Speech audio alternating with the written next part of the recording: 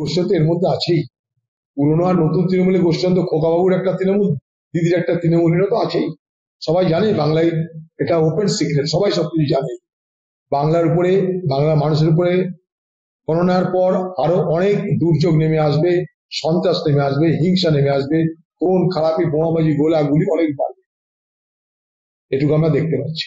যখন নির্বাচনটা শুরু হয় তখন এই নির্বাচনের আলোচনা ছিল দ্বিমুখী আলোচনা, একদিকে বিজেপি একদিকে টিএমসি। তারপর কংগ্রেস এবং বাম তারা তাদের মতো করে যখন শক্তি বৃদ্ধি করতে আরম্ভ করলো, তাদের মতো করে মানুষের কাছে যখন পৌঁছাতে চেষ্টা করলো, তখন এ বাংলার যে নির্বাচন, সে নির্বাচন ক্রমশ ত্রিমুখী হতে আরম্ভ করলো।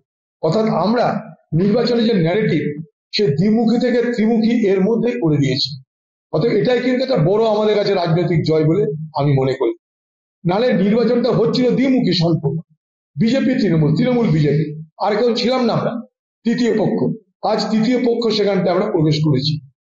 নির্বাচন আগে এটাই আমাদের একটা বহুত বড় লাভ হয়েছে, রাজনৈতিক লাভ।